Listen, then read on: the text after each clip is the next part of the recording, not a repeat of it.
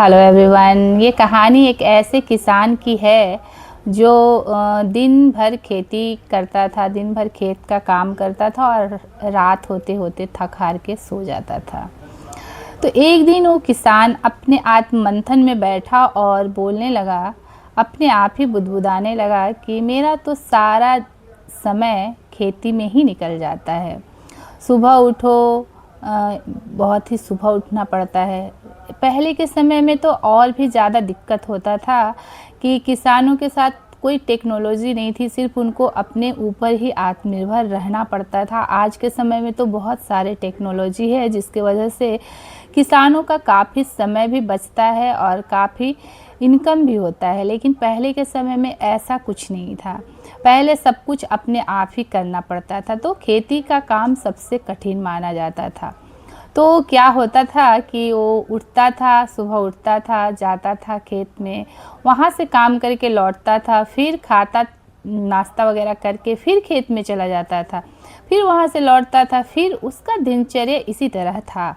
तो वो बोला, मेरा सारा समय तो खेतों में ही चला जाता है, भगवान के लिए तो समय ही नहीं बचता है।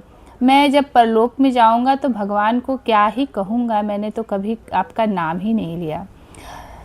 किसान इतना सरल और सीधा था कि उसको भगवान का नाम भी नहीं पता था, पढ़ा लिखा भी नहीं था, अनपढ़ था और कोई ज़्यादा जानकारी भी नहीं थी। आज के युग की तरह ये नहीं कि लोग मीडिया के माध्यम से या फिर कुछ और के माध्यम से कुछ भी सीख लेते हैं।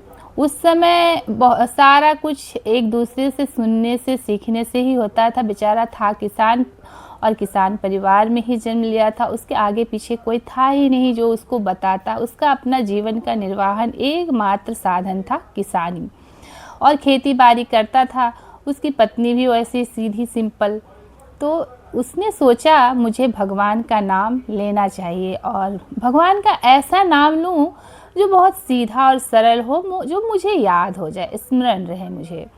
तो इसके लिए वो सोचा कि मुझे पंडित जी के पास जाना चाहिए और पंडित जी से ही पूछना चाहिए कि भगवान का बहुत ही सीधा और सुंदर सा छोटा सा कोई नाम बता दे जिसको मैं जपा करूं और भूलूं भी ना और हमेशा मुख पे रहे। तो वो पहुंच गया पंडित जी के पास और पंडित जी के पास पहुंचने के बाद वो पंडित जी को प्रणाम करता है और उसके बाद अपनी सारी समस्या बताता है कि मेरा पूरा समय तो खेती बाड़ी में ही निकल जाता है और भगवान के लिए मैं बहुत ही कोई समय ही नहीं दे पाता हूँ, कितना भी चाहूँ तो नहीं समय दे पाता हूँ। मुझे एक ऐसा नाम बताइए जिससे मैं हमेशा जपा करूँ और मेरा परलोक भी सुधर जाए। तो पंडित जी ने ध्यान से सुना उसकी बात, फिर बोला, देखो तुम जिस तरह की बातें बता रहे हो उसके हिसाब से तो तुम्हें बहुत ही सीधा और सरल और सुंदर सा नाम है एक भगवान का, तुम वही नाम रटा करो। तो किसान पूछता है, क्या नाम है बताइए पंडित जी। तो पंडित जी बोलते हैं, गोपाल जी, गोपाल जी तुम रटा करो, ये बहुत ही सीधा और सरल सा नाम है, ये भगवान का ही नाम है, इसको तुम जब चाहो तब रट सकते हो, रटते रहना और उनका नाम जो लो तो हृदय से लेना। तो पंडित जी को धन्यवाद देकर वो अपने घर को निकल जाता है। रास्ते में फिर वो खेत पड़ता है, खेत में कुछ दिखा उसको काम, वो निकाई कोड़ाई करने लगा, फिर लग गया, भूल गया वो भगवान जी का नाम कि क्या नाम है। स्मरण करते करते करते वो अपने घर तक पहुंच गया। उसे अचानक लगा गप्पू, तो गप्पू भगवान का नाम है, गप्पू जी, गप्पू जी। पहले तो वो गोपाल जी, गोपाल जी, गोपाल जी करता हुआ खेत तक गया था, तो गोपाल जी करते करते वो निकाय कोड़ाई में भूल गया। अब वो जब घर तक पहुंचा तो उसको याद आया कि गप्पू जी नाम बताया था पंडित जी, तो वो गप्पू जी, गप्पू जी, गप्पू जी कह के अपने घर पहुंच गया। पत्नी ने पूछा कि खाना खाओगे, इशारा से पूछा, जब कुछ नहीं बोल रहा था तो उसने इशारा से बोला, हाँ हाँ खाऊंगा, मैं खाना खाऊंगा, निकालो। और वो अपना स्मरण ध्यान कर रहा था, गप्पू जी, गप्पू जी, गप्पू जी करके भगवान का नाम ले रहा था वो। तो फिर इसी तरह वो खाना खाया और इसी तरह से उसका समय बीत रहा था उस समय। उसके बाद भगवान जी के साथ उनकी पत्नी खड़ी थी। भगवान जी के साथ उनकी पत्नी खड़ी थी, तो वो बोली कि भगवान जी ये बताइए, ये जो भक्त है ये गप्पू जी कर रही है, ये किसका नाम ले रही है? तो भगवान हंसने लगे। तो फिर इसी प्रश्न को दोबारा पूछा।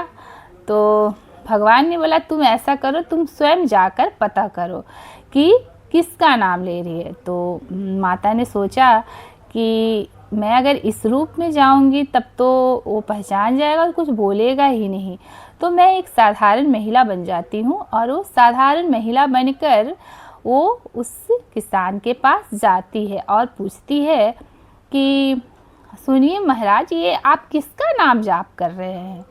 तो किसान ने उसको देखा, लेकिन वो अपना धुन में था, अपना हृदय से जाप कर रहा था, गप्पू जी गप्पू जी गप्पू जी करके वो अपना याद कर रहा था। फिर दोबारा तिबारा जब पूछा तो वो किसान क्रोधित हो गया और उसने ज़ोर से बोला, मैं तुम्हारे पति का ही तो नाम ले रहा हूँ, तुम्हें पता नहीं है?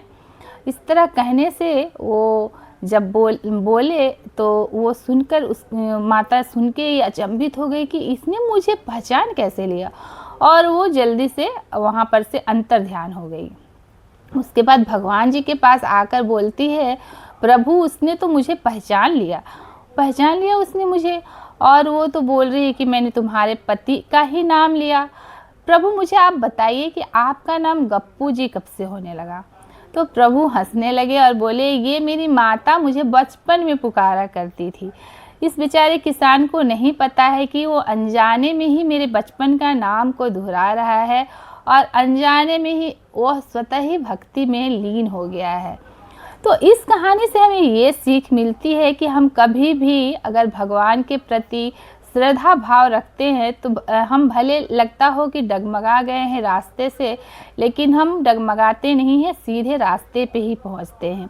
अगर आपके अंदर अथाह विश्वास है किसी भी चीज़ के प्रति, तो आप कभी डगमगाएंगे नहीं और आपको सही मंजिल मिल जाएगी। जैसे कि इस किसान को भले भूले भटके या फिर कहिए जैसे भी वो जप रहा था, सच्चे हृदय से भगवान को याद कर रहा था, तो उसने जो नाम भी लिया तो बचपन का नाम भगवान का निकला और उसके सच्चे हृदय से भगवान अति प्रसन्न हुए।